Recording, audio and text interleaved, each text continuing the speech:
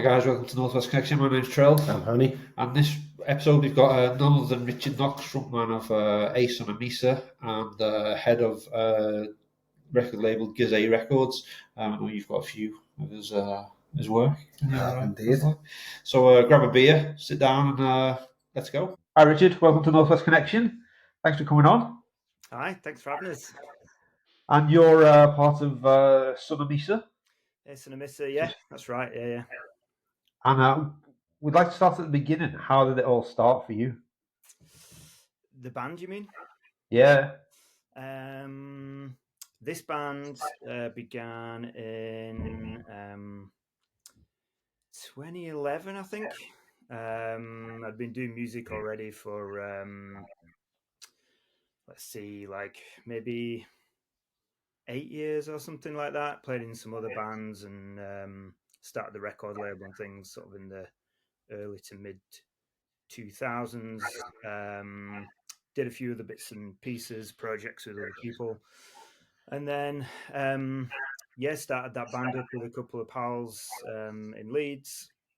And then it sort of slowly became kind of my project over time. And then since then, I've had loads of different members and things come and go, which was kind of always the idea, really, was to have a little bit of a revolving kind of not membership, but like a lineup, revolving lineup. Yeah, we get that quite a bit actually. Yeah. And with the previous bands, were they similar to what the music you're creating now, or was it different? A little bit, yeah. Maybe like slightly easier to listen to, perhaps, than some of the stuff we're doing. But still in that sort of like, I don't know, like semi post rock, ambient kind of thing, a little bit more, but maybe a bit more songy, perhaps. It's definitely all got a bit weirder as I've got older, I think. And as you were saying then with your members of the band, I've seen you guys a couple of times in the last 12 to 18 months, and you've seemed to have been a steady three-piece since then. Is that sort of a solid lineup for you guys now as you see it going forward? Yeah, it's really solid at the moment. I mean, for me, this is the best the band has ever been since I've kind of, and that's no disrespect at all to any of the other guys who've been involved, but I think we're definitely more solid now in terms of, I don't know, the connection between the three of us. My wife Claire is in the band, and Luke, he's one of my oldest friends. And he also lives in Glossop, really close to us, so it makes it much easier to, have a meeting or a rehearsal or whatever it is you need. And what drew you into like the post rock sort of sound? I actually got into music really quite late compared to most people. I was sort of like maybe like 17 or so when I'm 45 now, so at 17 I kind of got into maybe like Guns N' Roses and Metallica and things when I was about 16 first, and then I got sucked by the sort of Britpop thing very briefly, and then in sort of like 1990. That shows in your music.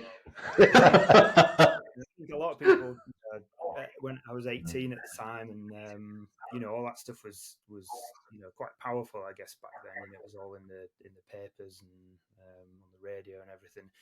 But I quickly kind of found, I was buying the NME and things like that, and I remember the NME did a cover CD.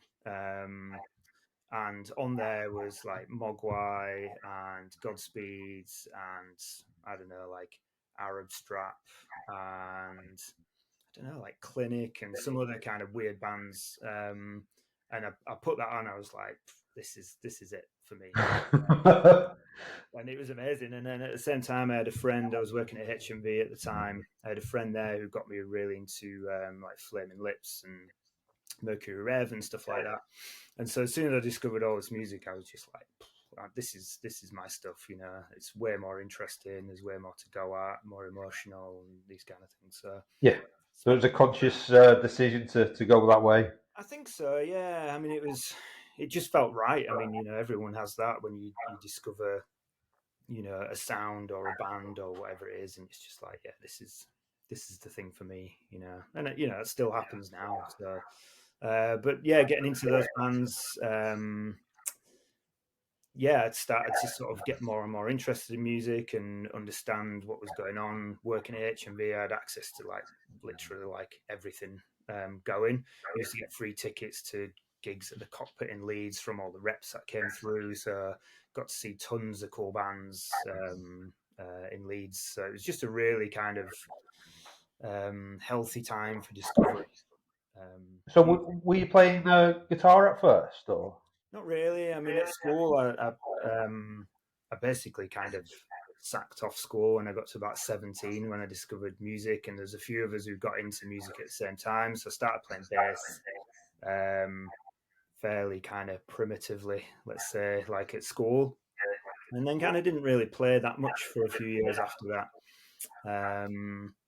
And then, yeah, decided to just start making music really as this, this sort of sound influenced me so much. It was like, right, it's time to do a label, it's time to make a band and all that kind of stuff. So just picking up on what you were saying about the label there, you're obviously the label owner at Gizeh Records. How did that come about then? And then what are you actually looking for within the bands? Because I've seen it's quite a diverse roster that you've got as well. I think I first come into contact with Gizeh through 100-Year-Old Man. Nice. With Okay. the records Yeah. and then the free sample download you were putting in. Cool. Yeah. Yeah. I mean, in the beginning, we had like a first kind of like demo thing we'd done with this band Glissando that I had, I guess in like 2003 or something like that. And then it was like, oh, let's just start a record label. Like, why not? And there was no real idea. It was just basically to put a name on the back of the CD packaging or whatever, to make it look more legit. There's another band called 30 Day Hex who we were sort of playing gigs with in and around Leeds, and they had like some material they wanted to release. So it just kind of started there, really. There was no long-term plan. It was like, could have easily been just 2 records and that was it. But then we got friendly with more bands, and just, things just grow kind of organically. And Just yeah, winging it. to answer your question, Chris, I think the label sort of represents my very, very broad taste in music. And so I never really wanted to sort of build a label that was just going down one particular path. The labels I like have a real diverse mix of sounds and artists and things. So that was never really like a deliberate thing, but it was just naturally things land on your plate and you're like, oh, this is cool. And I'm not really thinking like, oh, this fits this sound or whatever. I've put out metal stuff and ambient stuff and jazz and like, everything in between. So yeah, that's my very broad taste in music, basically. The beauty of music. Yeah. So, can you tell us how the concept of an A-Sun Amissa track starts? What, With a from a concept? writing point of view? Yeah. Usually it's more around finding like a sound, or some kind of loop, or yeah, something to begin with. I very rarely sit down with like a melody in mind, and I'm definitely not one of those people who needs to be, feeling a hit of inspiration to be able to make music. I believe a bit more in that kind of just doing the work and sitting down and just working through things, and the inspiration will show up at some point while you're doing it. I think if you wait for it to hit, it's just an excuse to not do the work, in my opinion. I'd rather just sit down either with a guitar or a synth or inside the computer or whatever it is and just start messing around until something kind of lands, and then just start to develop it from there, really.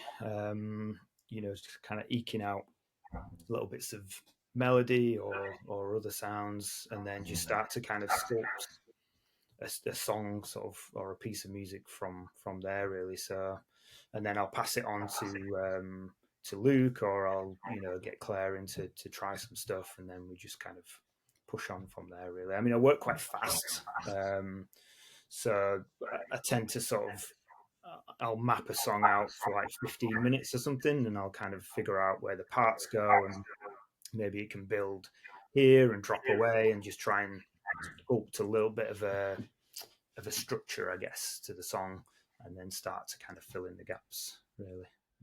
And do you have a specific instrument you use or software that you use?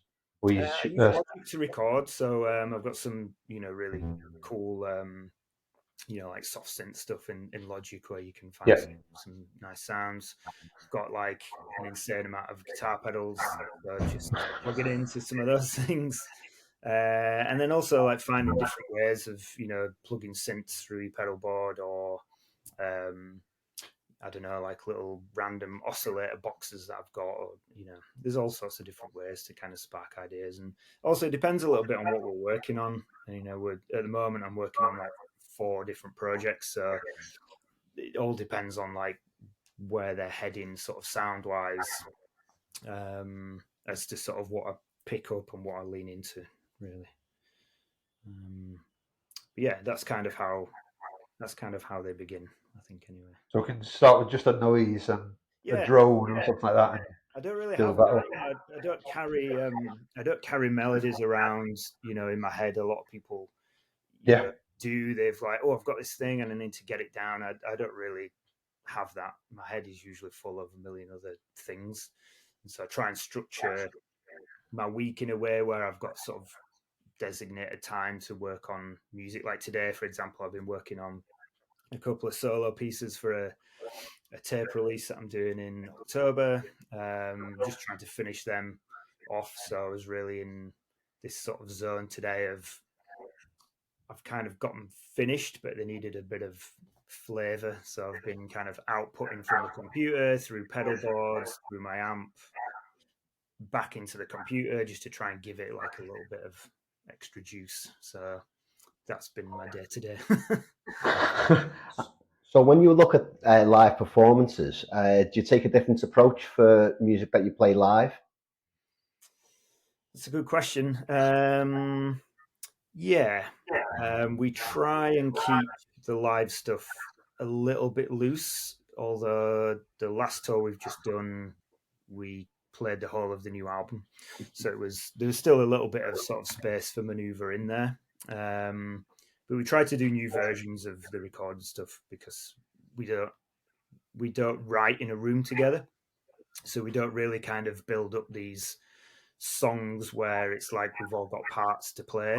We just kind of jam everything in. I'll work it out and mix it and find, where the song needs to go. And then when we play live, we just kind of we'll go back to songs and go, can we do this? Like, can we do it a different way? Is it, some songs are just impossible to play live. There's too much going on, or it's like, I can't remember what tuning I was in when I tried to get better at making notes of those things, but it never works. I think it's quite unusual for a band not to be in a room together and write. It's like it is a little bit. Different approach. I don't feel like we really need to do that. I think with the style that you've got. Yeah, and it keeps it really kind of open. When we do go and start rehearsing, we'll go like, what do we want to play, and then we'll try and individually go away and work out what we need to do, rearrange pedal boards or whatever we need to do for those songs, and then we try and leave some space for improvisation in the live sets as well. So we play to a clock on stage, which is probably quite unusual, but the songs we have are so long and drawn out, and drummer, so we don't have anything to sort of like keep us in check. So it can get out of hand like pretty quick with the live set. So we really need a clock to be like, right, 10 minutes in, we need to switch to this other piece, or this thing comes in on 10 minutes. And especially if you're supporting as well, and you've got the 30 minutes. Yeah. it's like you can't run over because that's the other bands, so you've got to be in and out. So the clock is a useful tool for us for sure. And just going back to what you were saying as well about the writing process and releasing, I've noticed that you tend to use many different formats for releasing your music. How do you make a decision on what you're going to release on what variants and under what guise? It depends, really. I think sales have changed dramatically over the years. Brexit sort of was the start of not the start of the demise, but it certainly sped up a lot of the problems that we're seeing now. So some of it's down to sort of basic economics of how many. If I want to do a vinyl, for instance, the band has to be really touring, or be able to shift Yeah. a couple of hundred on pre-sale or something like that. So like A-Sun Amissa, we can shift records. So doing a vinyl for us is no problem. There's a couple of other artists on the label as well. After that, I think like vinyl's becoming quite tricky. It's so expensive now, and the shipping's so expensive. In Europe, people are stopping buying records from the UK because of customs and Yeah. it's just becoming more and more difficult. And so then the other formats come into play depending on what the artist wants, maybe how long the record is as well, because a double vinyl is just not an option. It's just insanely expensive. So if you've got a 70-minute record, like even Ruins Era for us, that sold really well, but it's 70 minutes. So it's like, Yeah. I can't do a double vinyl because it's just going to have to be a CD. It's fine, But then on the new record we've just done, we purposefully sort of said at the beginning, like, let's do a shorter record, and let's try and put a vinyl out for this one because we knew we had a tour coming up and stuff. So that's worked for that. And then cassettes are cool for certain things. CDs still sell kind of okay as well. So yeah, just kind of horses for courses, I guess, and a bit talking with the artists and trying to figure out what they want and what their expectations are. Maybe it's like an album they've worked for 4 years on and it's going to be a really big deal for them and they're going to tour and things, or maybe it's just some weird drone side project thing which you can just do like 50 tapes or something, so different for every release, really. Well. So what are your biggest musical influences then, Richard? It could change on a daily basis. I think that's the same for all of us, but yeah, I think like we talked about earlier, that kind of early post-rock stuff was pretty kind of informative. I went to All Tomorrow's Parties in 2000, the one that Mogwai organised, and that was just mind-blowing. There was like Shellac played and Godspeed played and Sonic Youth. They're like probably my favourite bands. They're the ones I kind of look to for most of the inspiration, I think. And they played this really cool set at that festival where they just played like an improvised set for like an hour, and everybody hated it at the festival. But it was amazing. It was just like you're expecting a great did this weird noise set, and yeah, it was just wild. So I mean, Sonic Youth are a real big one for me. I think the way they kind of have the more experimental things sort of within their music, but then they have albums of experimental stuff on the side, like they did that SYR record label where they just put all the weird shit like in separate records on their own label and things. I really like that. They're all into sort of like Japanese harsh noise and this kind of stuff. I love that kind of ability to have, and that's kind of what I try and do with A-Sun Amissa really is have that net that's wide enough to be able to bring in all these different things rather than just being, this is what we sound like. So you can kind of move between sounds or genres or whatever it is. And then there's a few other bands. I mean, like the Flaming Lips are a real big one for me as well. I think the wild stuff they do in terms of putting records out and in different sort of formats and ideas and things. They're a real big one as well. Changes a lot. I mean, I'm still just searching out every day new music and looking for new weird sounds and things. As we all are, yeah. So you happen upon something new and you're like, oh my god, this is amazing, and goes on the pile for inspiration or whatever. Can you tell us where the band name come from? The band name? Yeah, it's not anything too profound, to be honest. Amissa means lost in Latin. I don't even know how I found that out, but I was like, oh, that's quite a cool word. And so I've got like a notebook of song titles and names and just stuff you find around. So whenever we're looking for titles, I just go back to this list and like pull from that. And then we were away on tour once with another band, and there was I can't remember where it was. It was like maybe in the Netherlands or Belgium or somewhere, and there was a shop. And the name of the shop was A-Sun, so it was written the same with the dash in between. And I was like, that's cool. Like it just looked cool, visually. I was like, I really like that, and so I just stuck that in my book as well. And then when I'd sort of forming this new band and trying to figure out what to call it, I was just like, oh, these two things kind of look nice side by side, and that's it. It's not that exciting. I think that's one of the beauties, I suppose, of being instrumentalist, is that any ideas for song names or album titles can just go in the book and come out when it feels right, can't they? Yeah, totally. Yeah, and the song titles, you can sort of lean into the more weirder experimental kind of song titles as well, and like the longer title. I mean, Mogwai are the best band at that, are they, for the song titles? Yeah, they've got hilarious song titles. So the ability to be able to do that is quite fun as well. Can you tell us how your artwork ties in as well with your music? Sure. Yeah. I mean, I've been doing. I mean, everything I do is really DIY.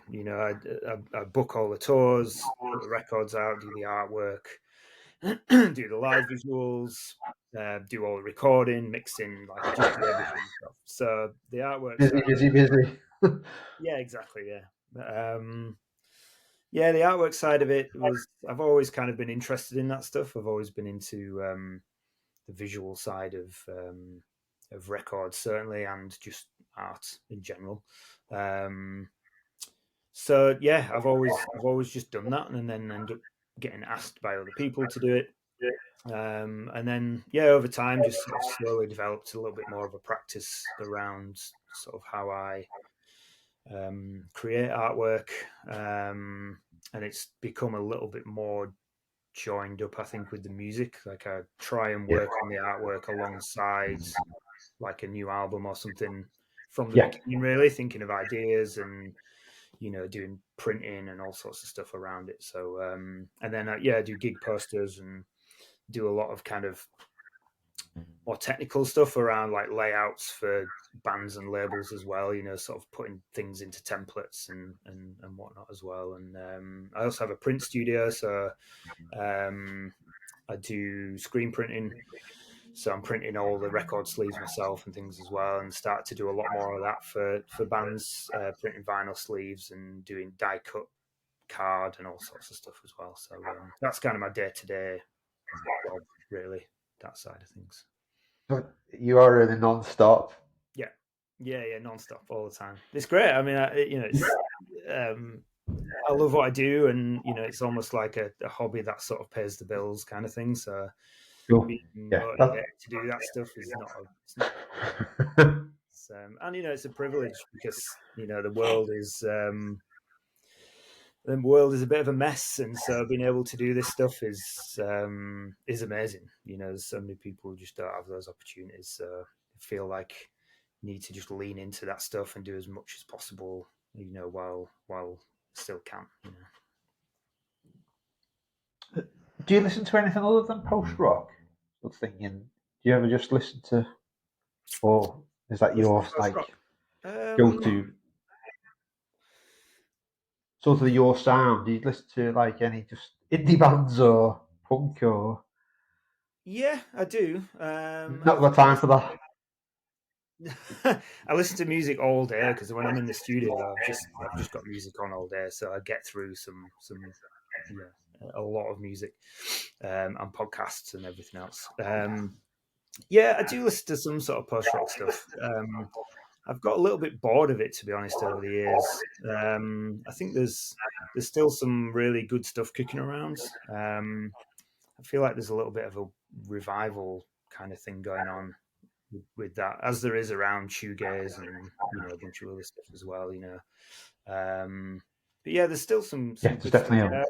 Go back to the older stuff, really, like I don't know, like the Rachels or some of the sort of weirder Constellation releases. I always go see Godspeed whenever they're touring. Friends with a couple of those guys as well, so seeing those guys live is just amazing. Like the last time they came to Manchester last year is one of the best shows I've seen in ages. Yeah, we were there. We were there for that one. It was fantastic. So good. Yeah, it was awesome. Yeah, glad I got to see that. Yeah, and they played a longer set on that Manchester show than they'd done on the rest of the tour, because the last time they came to Manchester, one of them had COVID or they were ill, and so they cut the set short. They almost didn't play, and so I think this time when they came back, they were like, "Oh, we'll just give these guys, a longer set." So we got an extra bonus at that show than the rest of the tour. So that's nice. Is there any bands at the moment, up and coming bands or up and coming artists that you want to talk about as well? Are you really enjoying at the moment? I don't know. I don't really think about up and coming bands really too much. Or even if it's just somebody who's maybe not as well known. I hate these questions because I can to kind of think fast enough on what I've been listening I'm to. just trying to think for future guests to bring on the podcast, to be honest. All right, okay. Well, I can send you a list. I can send you a list. There's a list. Yeah, I can never really think about it in those terms, and just constantly working through just lists and links and stuff I've saved in backup and all that kind of stuff, and listen to a lot of like NTS radio to try and find sort of newer, weirder stuff as well. So yeah, I'm not sure. Do you get inundated for requests for the record label as well? Say again, sorry. Do you get inundated for requests from bands wanting to join a record label? Not really inundated. I definitely get a few a day, but yeah, I mean the label's fairly quiet at the moment. I think it's because I'm doing so many different things. The label usually is the thing that slows down when everything else is busy. And I'm doing so much music at the moment. Like the band is probably the most active it's ever been. And I've got other like solo things going on. We've got two collaboration projects that we're working on as well. So it's a lot of stuff, and so the label is always the thing that sort of slows down a little bit. But then the problem with that is the knock-on effect is, because you have to stack things, at least 6 months in advance or something. So if you slow down now, it means in 6 months, then you just don't have anything to release, and so you just, go in this little cycle. So yeah, I mean the label's sort of a bit quieter, but just comes and goes with that stuff. I'm not making a ton of money out of it, so I kind of have to move a little bit where the work is and where the enjoyment is. So I tell you a band you should get on. Do you know Ren? Yeah. I actually I've seen you both together on tour last year. Oh, no way. Cool. Came to the Liverpool show, the Quarry. Yeah, we need to get them on. Yeah, I'd love to get Ren on. I'm looking forward to seeing him at Arctangent again this year with the new Yeah. album's fantastic. It is. Yeah. They're super good friends of ours. So you should. We'll get them on. Yeah, do that. Have you got a song that's a guilty pleasure?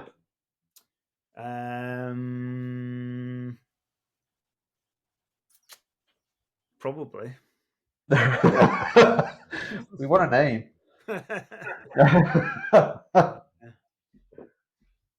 Put you on the spot again. Yeah. I mean, I've got loads of things you could probably class as guilty pleasures. There's a track called do you know the band Heart? Oh yeah. I guess from like the 80s. They've got a track called Alone, which is you'll know it when you hear it if you don't know Oh, I know it. I absolutely love that song. Class. I don't even think it's a guilty pleasure, it's just a pleasure, you know. There's something about it that just kind of is absolutely I would listen to. I wasn't expecting that. It's I absolutely love that tune, and I don't know why. You know, just something about it. Yeah. I like a power ballad every now and again. You know, who doesn't? I suppose you've got to mix it up when you're on tour across Europe as well, haven't you? Yeah. You need some kind of fun things on in the car. You know, so yeah, go listen to that after we. If you could only listen to one album for the rest of your life, what would it be?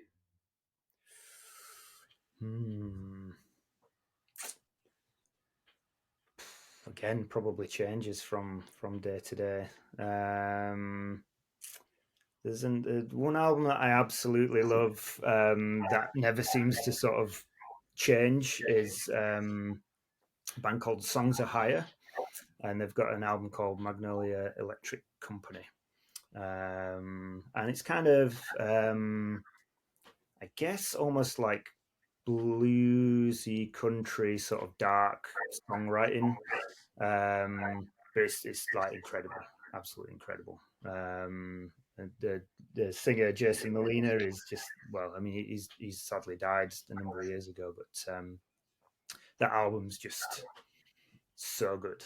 It's just the lyrics, the delivery, and they're all playing it live in a room, and it just sounds like, you know, when a band's just kind of like on top form, like in that moment. Yeah. It's just an absolutely beautiful album. So I think if I had to listen to one album, it would need to have some lyrics rather than it being instrumental. I think maybe.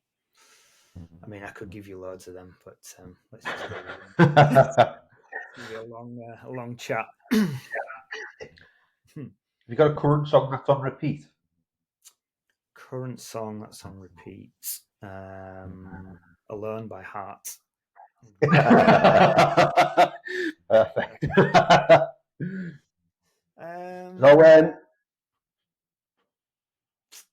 No, probably not. I mean, I tend to just get, I don't really get stuck on albums so much these days. I sort of, you know, listen to things and then listen to another thing and then maybe circle back again. I don't tend to kind of, you know, just, put things on loop these days. I feel like I've got too much stuff to get through, you know. Yeah. On repeat time at the moment. The new Pelican album. Oh yeah, that is great. Yeah, I've been really enjoying the new Pelican album. Not that Carnival song, actually. Used to be into those guys when, like back in the day when they were on like Hydra Head and stuff. I've not listened to them for some time, so I think they're touring soon, right? They are, yeah. They're playing Manchester, but it's round Arctangent, and I'll be there anyway, so I'm going to go and check them out. That album's amazing, isn't it? Oh, okay. I've been really enjoying it. Yeah. I've got some quick fire questions now for you. Vinyl or streaming? I'm not good at I've already shown you that I'm not good at the quickfire. So I've got vinyl or streaming. we'll see. Depends where I am. Probably, I definitely do both. At home, I try and listen to more records, and at work, I have no choice but to stream things. So, yeah. Night gigs or daytime festivals?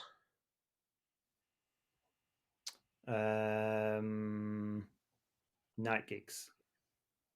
All right, we've got most people say daytime festivals because they want to be home. Want to get home and just chill. Is there any particular venue that you've really enjoyed playing over the years? Is like a standout venue?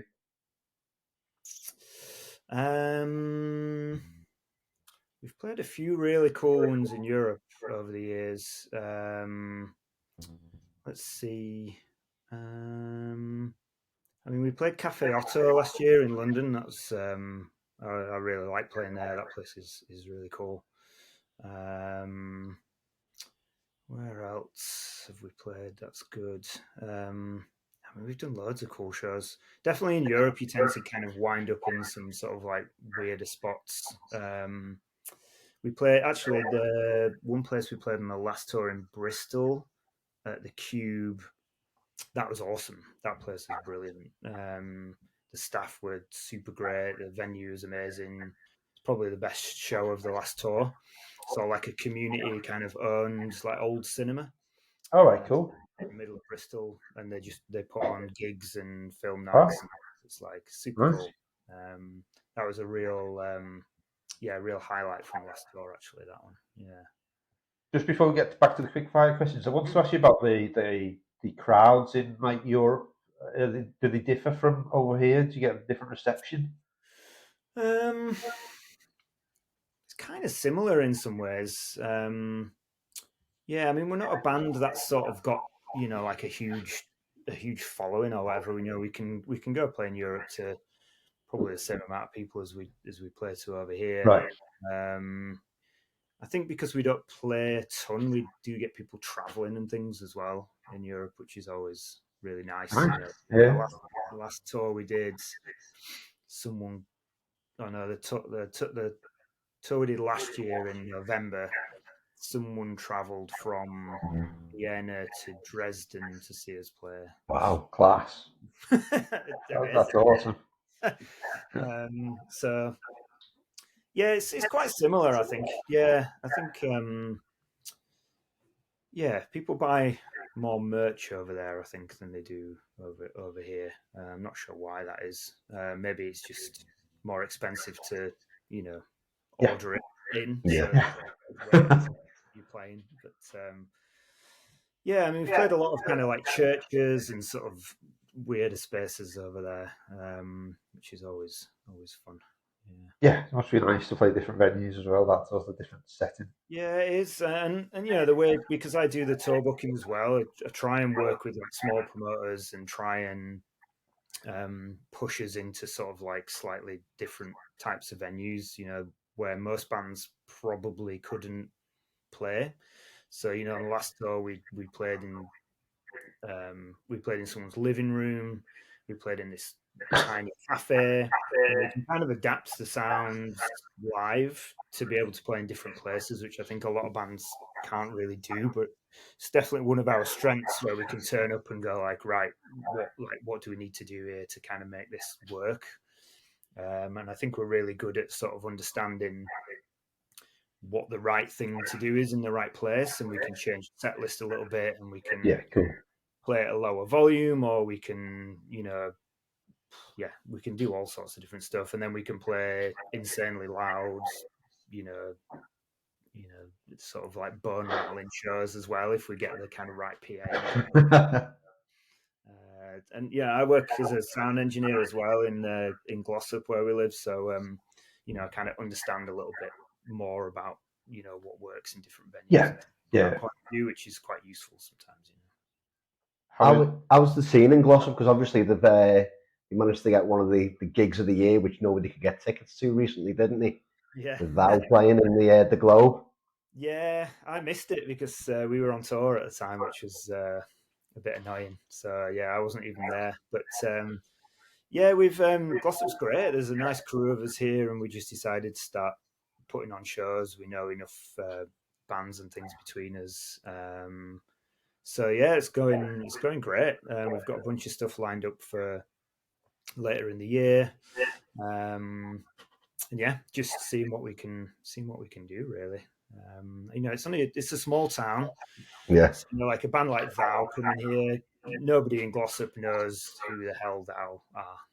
So people are just traveling for that one, from Manchester or just the north in general. Yeah. And then some of the shows we do, we're trying to put on sort of things that are not as well known. So then we push them in the town a little bit more and try and get people to come out to sort of listen to more alternative music and things. So yeah, it's a good spot. I mean, there's a couple of good venues we use. We've lived here for like 10 years now or something, so I know a lot of people. So yeah, it's good. And it doesn't always work. Sometimes we sort of sell out, sometimes we do 30 tickets or 40 tickets, but still good. And I think bands are really interested now in, it's becoming harder and harder to play shows in the big cities as well. Like in Manchester, Yeah.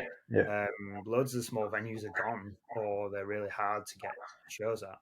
And Yeah. so I think, when bands are touring, they're sometimes looking for sort of like off the beaten track types of places as well. And, there's like Todmorden not far away from here, and a few friends doing things in different places, with some pals in Halifax who are doing something. And so these sort of smaller towns, I think, are becoming a little bit more accessible to bands as well. So,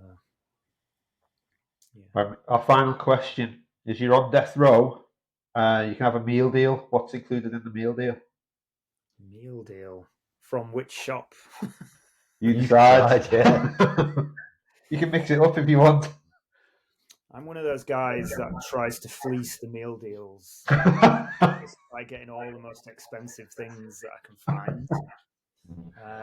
So I'll get the most expensive kind of juice, or that's almost the same price as the entire meal deal. Yeah. No matter what it is. Yeah, doesn't matter what it is. Yeah, The most expensive. yeah. Yeah, I think the most expensive thing I could find. Although I'm vegetarian, so my options a little bit. So maybe like a nice high quality kind of egg mayo would be quite nice. What else? I'm a fan of salt and vinegar crisps. I could take some salt and vinegar crisps. Any particular brand? Most expensive. Not too fussy. I mean, if you're in Boots, then you're limited to a local. So, and then I would take some kind of like tasty juice or something like that. So nothing too wild. But yeah, I mean, I don't often get meal deals these days. Well, thanks for coming on. Just before we close off, though, is there anything that you want to plug at the moment? Anything up and coming that we can tell people about? We've got nothing really. We've got loads of things kind of in the pipeline, but none of them are quite far enough on. Well, I mean, we're doing. Okay, I'll tell you about a couple of cool things that we're working on. So we've started working on a collaboration album with Ren and Warren Schoenbright. So it's like a 3 bands kind of collab. So I won't tell you any more about that, but we've been working on that for a little while. So I don't know what the plan is for that yet. It's nowhere near being finished, but it'll be well cool when it comes out. Yeah, definitely. And then we're doing a project with, do you know a band called Torpor? Do you know those guys? Yeah, I thought they finished now. Yeah, they have. Yeah, they broke up last year, sadly, but we've become really good friends with those guys. We played a few shows with them last year. So Lauren, who plays bass in Torpor, we're doing like a sort of spoken word kind of experimental noise album with her, or it's not an album yet, but we're going to do a couple of shows later in the year. So it'll be sort of semi-improvised with me and Luke and maybe Claire. Not sure if she's available, but and then Lauren doing sort of poetry, spoken words alongside it. So we're just developing that a bit at the moment. And then I think the idea will be to do an album, maybe if the live stuff works out. So we've got a couple of shows booked in November for that. So we booked the shows before we even like decided what we were doing. It's just like, yeah, let's do that, and then we have to. So that'll be cool. Yeah, we're just developing that definitely. and just trying a few sounds and trying to work out like how it's going to work. So yeah, we can't wait for that. Yeah, I'm excited for that one. I think that'll be really cool. Yeah, that'll be cool. Yeah. So thanks again for coming on, and we can find you on Spotify, obviously, and all of the streaming services. All of the places that people use. Yeah, we're on all of those things. Thanks, Richard. Welcome. Cheers. Thanks, Bye. guys. Nice to meet you. Thank you. All right. Cheers.